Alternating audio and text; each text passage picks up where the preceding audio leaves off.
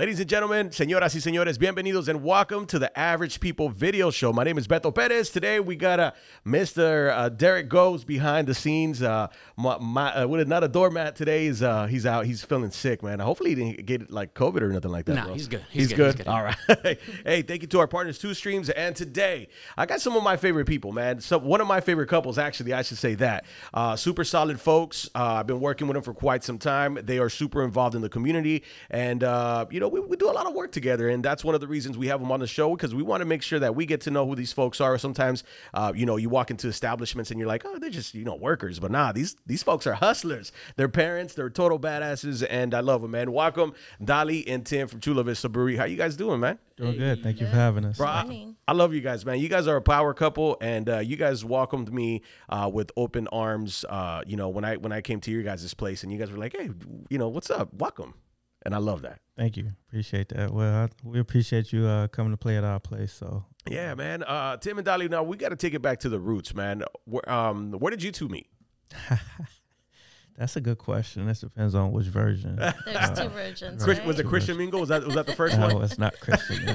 Farmers Only, was that the other one? I would say the only thing that is facts is that I was definitely drunk downtown. So I used to live downtown. A true sailor. Yeah. So I was pretty wasted. So this was before #MeToo, and I just grabbed her hand, and So we were downtown. Yeah, downtown. Yeah, I just grabbed her hand, and that was it. Yeah, she started kissing all over me though. Did not. Did. I did go buy him a water though. I was like, this guy is like stumbling in front of me, and I remember he was, just himself. He was honest. He obviously wasn't trying to impress me, I thought. So I was like, let me go buy this guy some water because he needs to hydrate. But yeah, we met out downtown, and 20 plus years later, here we are. 20 years later. Yeah. What a trip, man. And and you guys been married for how long? So we've been married for what? 16. Yeah, about 16. Wow. Okay. We're one life advice, man. We're gonna start off with a banger. Life advice. What's something that you guys learned in this marriage that kept you guys together? That's a good question. Compromise. Yeah, definitely. Damn, that's why I'm single, bro. Yeah. I mean, it's not easy, me and Dolly is probably we opposite, huh? Yeah, completely opposite of each other. It's the yin and the yang, though, right? Yeah, definitely. So. And I think that's why it works, because we're always together. We're together in business. We're together at home. We're together all the time. We work out together. We do everything together. And so it's that constant balance of, sometimes I'm doing well, sometimes I'm not, but he lifts me up and vice versa. So we're just that constant balancing each other out. I love that. Yeah. Now that we got to know you guys together, Dali, fix your headphone because I don't want you uncomfortable. You got to pop it. Yeah, there you go. You can hear better now? Yeah. Thank you. Put the microphone a little bit closer. Got it. Yeah. So now that we got to know you guys as a couple, individually, man, where you guys from? Your background? Are you guys from San Diego? Where did you start? Where your roots come from? You want to go first? Yeah, I'm from Calistoga, a small little town, Napa Valley, up north, born and raised. I want to say less than 5,000 people. Is that like Sonoma, Sonoma County and stuff like that? Napa wine region. And so, my dad was a truck driver, so he was always working in the wineries. He started from working in the fields. My mom also was picking the grapes with him, and then they worked their way up to where he became a truck driver, got his license, was pulling the grapes around now instead of picking them. Yeah. And then from there, he decided to come to L.A. From LA, he came to Tijuana, and he was always in Long Beach, border town. My mom's from Tijuana, and so we decided to move out here, and we've been over here, gosh, I want to say since I was in high school, before high school. That's some history. Your parents still alive? Yep. Wow. Yeah, they and live. Dad retired? Yeah, finally retired last year. They're still alive. Hey, I gotta ask, bro. Let me tell you, I did an interview with Marlon Wayans not too long ago, and he was talking about his grandma like she was still alive. Yeah, bro. I was like, bro, your grandma's still alive, and he was like, he went off on me, bro, and the interview went left after that. Oh, okay. Yeah. So I gotta ask now. Yeah. Well, my parents, it's funny because they're always at the brewery. They're helping us out every day, so they're there in the mornings and whatever we need. My dad's the guy that fixes like the benches and the stools, and he'll be like, "Mija, this is falling off this barrel," and he'll fix it. So he's that guy for us. Damn, he makes it happen. Yeah, pretty much. Tim, what's your background, brother? Well, I'm originally from Chicago. Born and raised there. I'm from Allgale Gardens. That's the projects on the south side of Chicago. Then out of high school, I joined the Navy. Obviously, 20 years, 6 days in the Navy. And then 26 years, man. What, 20 years? 20 years. And 6 days. 6 days. Yeah, got to count those 6 days. Yeah. You got to, right? Right. What got you into the military? I used to do wrestling in high school, and I actually had a scholarship to wrestle, and then I kind of turned that down to join the military. I just didn't want to do school anymore. Did you try wrestling in military? No, I didn't. I did search and rescue, a little bit more aggressive. But but a funny story, I ended up going to school for like the next 20 years. So that was a failed mission right there. Nah, but it's good though. It's never nothing wrong with going back to school, right? Well, I was trying to avoid school, but they didn't tell me, with the job I picked, that I was going to be in school for the rest of my career. This is for search and rescue? Yeah, for search and rescue. Yeah, you do a lot of other stuff. So you do like anti-submarine warfare and stuff like that. So anti-submarine warfare. Right. So basically, you got on headphones like this and you trying to track down a submarine. You did some other stuff. So I did some drug trafficking down in South America and surveillance. So I did a lot of different things in the military. Wow. I usually say search and rescue because that's the easiest thing to say that people can recognize. Hey, and those helicopter rides are definitely not smooth. No, it's nothing smooth about them. Like my back still hurt to this day. So from the helicopter rides. From the I wouldn't call them rides, but you took a ride. For me, it was work. But yeah, from the helicopter. So I'm actually considered disabled right now. So my back is all jacked up and hurts every day. But dude, I didn't know that. What's one of your favorite countries that you traveled to? Oh, good question. I would say all of South America, Guatemala. You know what? Chile. Chile. Who's got the best food? Who has the best food? What country that you visited has the best food? Probably Japan. By far? Well, because Japan take everything like serious. So everything they do, they put the best into it. So I don't know, bro. I dated a Japanese girl. She never took me serious. Well, you wasn't serious. That's the problem. Well, you stated that earlier in the podcast. You wasn't serious. Hell yeah, man. So you guys been married for quite some time. You guys, created a venture together. Let's talk about your beer, Chula Vista Brewery, and the roots of that. That started in about 2004. So I would say it started really with your deployments, because you would come home. He would come home from being in all these places across the world, and he would say, "I had this really great red beer in Australia, but I can't find it here." And we're talking 20 years ago? Yeah, 20 years ago. And you knew nothing about brewing, nothing about beers. I love beer, but I'll be overseas and I come home. I fell in love with certain beers and you couldn't find it. And you couldn't bring them either with you? I drank it before we ever made it. I was a sailor. You weren't bringing no alcohol home. Even if you brought it on the ship, it was gone by the next port visit. I'm out, so I could get away with that now. But yeah, you get home and you try to find that, and you go to these stores that that carry different craft beers, and they just didn't have it. And luckily I was in San Diego where the craft beer was growing, so it just kind of evolved from there. And then I got around 2014, I want to say 2014, I was going for a run, and I ran right past what is now the location where 3rd Avenue is at. 3rd Avenue. Yeah, so that place was empty for about 5-6 years, maybe longer. So when the crash happened, it was empty before that. So I ran past, and I was running with my kids in a stroller, and I ran past like a cloud of, they were smoking over there. It was weed. And I was real upset. I was really upset. And I was like, man, they need to do something with that place. But at the same time, I was already thinking about what I'm going to do when I retire in the next, 6 years. Yeah. So by the time I finished that run, I had to answer to both, and it was the brewery. So by the time I finished the run, I was like, we need a brewery in our neighborhood. That'll be a perfect location. Were you one of the first breweries on 3rd Avenue? Yeah, we was the first brewery. The first brewery. Yeah, so we was the first brewery on 3rd Avenue. We actually started construction before anybody ever opened up. It took us a long time. It took us 3 years. Yeah, 3 years. to So build it out. And you guys being residents of Chula Vista, I mean, you guys remember when it was just a ghost town on 3rd Avenue? yeah, so when we first opened, like I tell people, when I say it all the time, they didn't turn on the street lights. It was empty. The streets was empty. It was just nobody there. Nobody was walking down the street. And that's how we started, doing DJs and stuff like that to try to bring people to the block.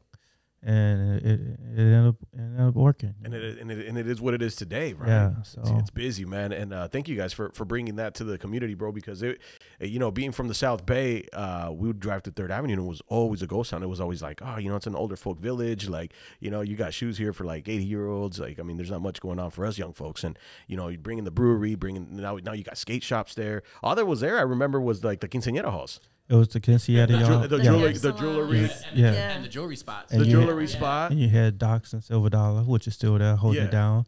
But that was it. So like me and Dolly would go to mainly Docs. What was it? What was your guys' song to sing, man? You doing that karaoke? Nah, I never did that the karaoke. karaoke. Come on, No, Tim. man. Just drink. Oh, We would just man. drink. Dolly, not either. Do you want to sing the song either? Man, bro, you know what? Obviously, I do radio, right? And I talk in front of a lot of people, and I can't do karaoke, man. I can't do karaoke. I can't do it either. I do tequila, because that's all you say, tequila. I'm gonna be honest. I only done karaoke one time. I've done it twice. Yeah. What song? It was Prince Purple Rain while I was in Bro, Singapore. that's like the longest, hardest song It ever. was while I was in Singapore. So it was, yeah. Damn, you got some stories in the military, man. What's the process like for like getting the name to a beer and the development, I guess the startup of each beer. That's a good question. Actually, the names come from out of thin air, to be honest. I don't think they allowed me to come up with a name yet. Well, So the inside joke is we always have like 4 or 5 names of whatever inspiration of the beer, of the style, right, Yeah. of what it is. Or it might be something that might be going on in current times. Like we have one saison that's called Sin Paredes, and that was our kind of throwback to like 3 years ago when they were trying to build a bunch of borders, walls on the border. And so we try to tie it in with current events. But the question is always, can Tim pronounce it? Nope. We go to him with all these names and it's like, can he prounce it? Because he's going to have to pronounce He's it. got at the huerita. bar. right. That took It a long took time. a That while, took a man. long time. So I'm talking huerita now. Man, I talk with a Chicago slur, man. You're trying to make me turn those R's. It's not. He's about to have a drill beer. So you always have to make sure that Tim can pronounce it. That's cool. No, they don't do that. Basically, if I can't pronounce it, that's the beer they're going with. That's what ended up happening. Hey, they remember, Danny, remember the old school saying that "Dara para Pentemingaro," whatever it's called. It's the name of a town, but that like people actually say it. Can you say it or no? I can't. Para- Trabo. Yeah. Para Tamarimbinga. I can't even say it, bro. It's a tongue twister, but it's the actual name of a city in Mexico. You should have a beer called that. Yeah. Tongue twister. Yeah. Hell yeah, man. So that you guys' start is something that brought a lot of energy to 3rd Avenue, man. You guys still keep it up. Now you guys got a new location in East Lake. Talk about the East Lake location. That was always on our goal. We had 3 locations in Chula Vista written down at first. So you're working on the next one, is what you're saying. we always working to try to grow. So the first one was where's that. The second one we wanted to always be in East Lake. Then the third one we wanted to be a big production facility right here in Chula Vista. And then we wanted to use that as well as to grow other breweries in Chula Vista. And basically bring everybody together and under one location. So that's still in the stovepipe to try to get that done. Oh, it's coming. So Yeah, it's coming, bro. So You got to put in the energy, right. So East Lake, we had actually got the keys right before COVID. Like literally, we got the keys and COVID hit. So we sat on that for a while. Work with the landlord to not walk away from it. And you still got to pay mortgage, right? Yeah, you still got to pay. Rent. Yeah, that didn't stop. So How did you guys survive through the whole COVID situation? Dolly, 100% Dolly. Yeah, be honest. Keep them sane, Dolly, or you just kept it hustling? Oh, just you find ways to get ingenious and not be still. Even though it's a quiet time, you just pivot. You learn how to pivot. You learn how to adapt. And you learn how to remain sustainable and keep going. Everything is flat but the beer. Yeah, so Dolly is actually the brains of this whole operation. I'm like the good idea fairy, but implementing my good ideas come from Dolly. So that's crazy. Dolly, where does the inspiration come from for you? For me, gosh, I want to say I have to take it back to when I was with my parents, growing up, my parents came here not knowing the language. And so I'm the oldest. And so I was always with mom and dad helping them translate. So if they had a job to go talk to someone, I was their translator. And, things didn't always go as smooth. A lot of the times I saw them being taken advantage of because of the language. And I saw them work hard and work relentlessly and have multiple jobs just to put food and a roof on the table for all of us, kids at home. And so for me, I feel like that's my motivation. My dad was always an entrepreneurial at heart.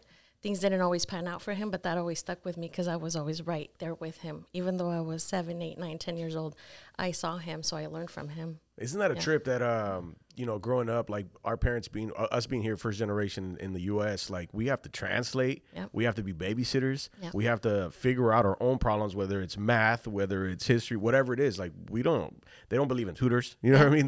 They're like, after school, what? No, you're coming home, like. I remember going, kindergarten, first grade, in my home always spoke with Spanish. And so I got to school and I didn't understand the teachers, so it took me like me watching He-Man, sitting down and watching cartoons to learn the language. So I didn't really learn English until I was like in second grade fully. So I would come home with homework and my parents were like, or they couldn't make it to the assemblies or, all of that. But that was our journey. What a trip. I can totally relate to that. I didn't know English till I was in second grade as well. And I remember kids used to make fun of me too. I don't know what the hell they said, so I didn't care, whatever y'all say, I'd just be like, oh, you're ugly, I'm still trying to figure out the English language myself. So. Bro, they say it's the hardest language ever, right? Yeah. So, Dali, did you go to school here in the South Bay? Yeah. I went to Southwest and Mar Vista. Yeah, and so before that, I was living with my grandma in TJ when we first moved. We stayed in TJ for a while. And you had to commute from Tijuana here? Yeah. Talk about that, because I feel like not enough people talk about that. And that's a real thing here in a border town, Oh, man, I loved it. I loved Tijuana. I loved everything about it. I still do. I still love. What time would you wake up every morning? Oh, like 6 in the morning, because my abuelita worked in a fábrica. So it was my job to make sure that when she went to work, I cleaned the house, I cooked, and I had everything ready by the time she came home, because my mom and dad were always crossing the border this way to come to look for like apartments or jobs or whatnot. So it was always my job to make sure that, the house was taken care of. And I felt like that was kind of my journey too, with my parents being the oldest of 4. Yeah. Just helping my mom with the kids all the time. So that fell on me. Now, Dali and Tim, you guys have 2 kids, two awesome kids, man. Do you pass these stories down to them, and do they believe you? Because when we talk to sometimes to the younger generation, they're like, yeah, right, you didn't do that. I don't believe it. Yeah. I don't believe it. I do. Yeah. Every time that we have that time where we can drop those gems on them, right? Because it's all about the culture. It's all about who we are. It's our story. Yeah. And so I always love when they get to talk to Tim about, his stories in the projects and him having to run from shootings at the park, whatever it was, right? Like whatever it was, that environment that we come from. A lot of the times I think they look at us and they probably wonder if it's true, but they hear it so much because we do try to, make sure that they don't forget who we are and where they come from. And they trip out. They're like, no, that didn't happen. Yeah. It's hard to tell, Sometimes I think it go over their head, like, we just the environment we grew up in compared to what they're growing up in now. Yeah. And I grew up in the project, so, as a kid, I knew how to, survive. Like, survival was real, yeah. Survival mode was for real. So, I know what the sound of a bullet going past me long before I joined the military. Where these guys never heard that whistle before, and hopefully they never hear that whistle. Never. Right. And then you had that instinct to know when to run and run in the right direction, Yeah. They just never had that. So, it's just a whole different. And we're going to keep it that way. Right. That's the goal, right? It's a trip too, man. I mean, I grew up in San Isidro, the busiest border town in the world, in the 80s and the 90s. And I grew up in the projects too, in the Vista Terrace. Bro, seeing the stuff that we seen as kids, that's not normal. Right. You know what I mean? And I call it hood trauma. You know what I mean?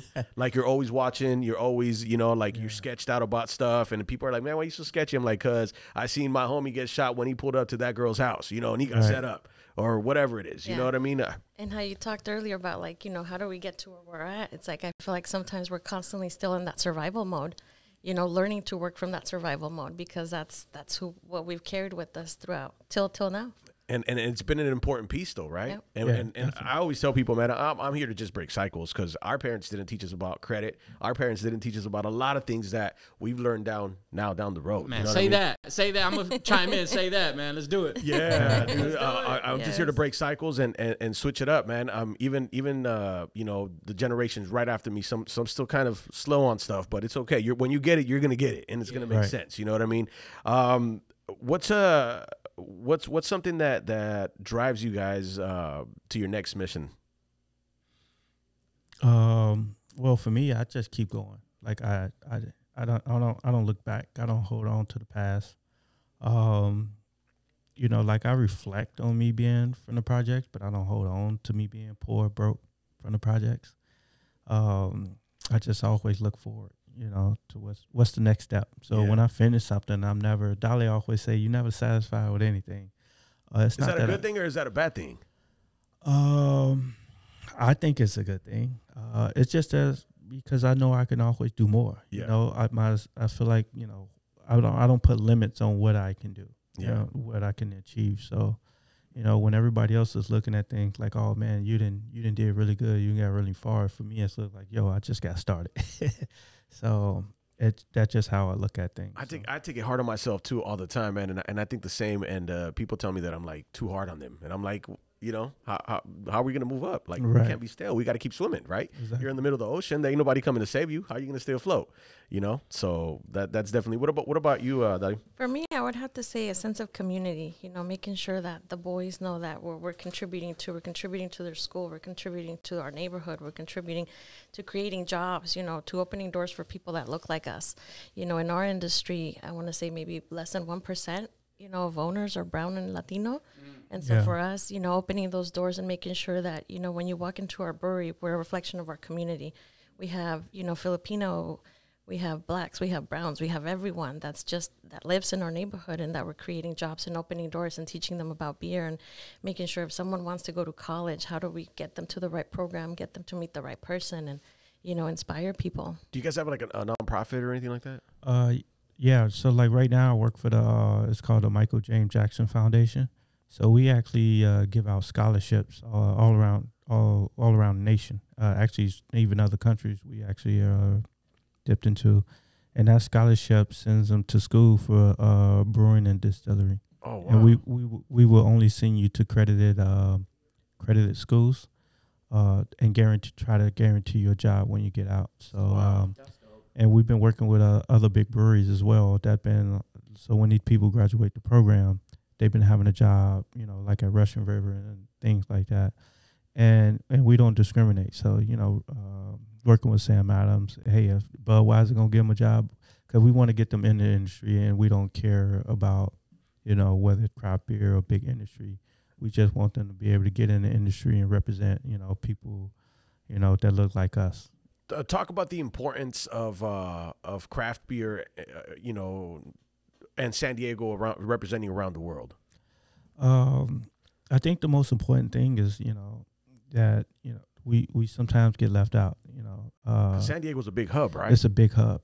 So when I first opened up the brewery, you know, talking to people, a lot of people say, oh, you know, you people down there, like, what you mean by you people? But, you know, we don't drink craft beer. And it's like, what are you talking about? Have you ever took the time to even look at us walking into your brewery? They didn't, you know. So, you know, now they looking down here and now they see it. You can now see it. Now everybody got a Mexican name on their beer or something like that. Yeah. It's because they got a hip hop name on their beer. It's because now, you know, they see the fact that, yo, we always been here. We like good things, you know, so. Consumers, yeah. Right. And touching on San Diego, though, you know, San Diego's called the capital of craft, you know. So they are the capital. Yep, trademarked the name for the whole country. So we have so many breweries, over 160 registered breweries just in our county. Yeah. Wow. And Would you guys consider yourself beer snobs? No. You can still go back and drink a good old Budweiser. Yeah. I don't like Budweiser, Me but neither, bro. I take a Modelo in a heartbeat, you know. Hey, my family calls them Cholo Weisers. I don't know. I guess my family are Cholos. I don't know. They call it Cholo Weisers. I still don't like Budweiser. That was my first beer. What was you guys' first beer? That's a good question. I would say for me it was Tecate because it was in Tijuana. Tecate? So, yeah. That's a German beer though, right? Yeah. That's yeah. why it's got that The gold, inspiration, the German eagle on there. Yeah. Yeah, I would say, well, I was from the hood, so, you know, it was malt Mickey's or liquor. something? Yeah, it was like You malt thinking of liquor, yeah. boonies, man. Don't be lying, Tim. You drinking Mad I'm talking Dogs? about 211, you know. Damn, bro. Can you Those cuss are, on this shit those, like that? yeah, you can cuss. All Man. right. Those are some harsh ass beers. Yeah. Dude, so- my first beer was a Budweiser, and I remember, bro, it was the worst. I'm not much of a beer drinker, man, but I was like, I must have been like 16. I was at my homies, and he was like, hey, bro, we're gonna have some chicks come over. You're gonna drink a beer. I was like, cool. Drank a beer, and like. Maybe like 20 minutes later, my mom's like, amigo, can you come get me the groceries? And I was like, damn, I smell like Budweiser. Yeah. The worst, bro. I got in trouble. You remember your first beer? The first beer Like how old you were and what? yeah, I mean, I don't know what I was drinking back then. You know, you go to parties and they have stuff. I'm sure it's probably Budweiser. Actually, you know what? Old Style. That's what it was. Old Style. My granddad gave it to me now. I remember. Damn. So Old Style it's a beer, really light beer, and it has like a map on the can. It was one of those like 50-cent cans. Yeah, back then, yeah. So all the old people used to drink the Old Style, and Damn. yeah. So He's like, pretty cool, yeah. You just thought about that. Dali, do you remember your first experience drinking a beer? Yeah, I was Tijuana again, you know, family parties, New Year's and Christmas. You Yeah. know, my parents were really relaxed about not letting us not taste it. And Yeah. so I was maybe 14, I don't recall. But, you know, my parents never really were like the type to be like, no, you can't. They'd rather us do it in front of them. But in terms of craft beer, I think the first craft beer I had was probably Red Trolley, Carl Strauss. Yeah. I was at Boll Weevil one time, and a friend brought pictures, and I'm like, what is that? That's like red. What is that? And they're like, oh, you have to try it, best beer. Fell in love, you know, and from there was Sam Adams. And then I was like, why is this beer so, like, bitter and hoppy? And, you know, what's the deal with this? Because it doesn't taste like the watered-down stuff that I'm used to. Right. And then back in high school, you know, it was probably the MGDs, the Miller Jenner draft. Yeah. Damn. I ain't heard MGD in a long time. Yeah. Cat piss, that's what they Yeah. call them, dude. Hell yeah, man. What was if you guys had to pick one beer from Chula Vista Brewery, what's your favorite beer?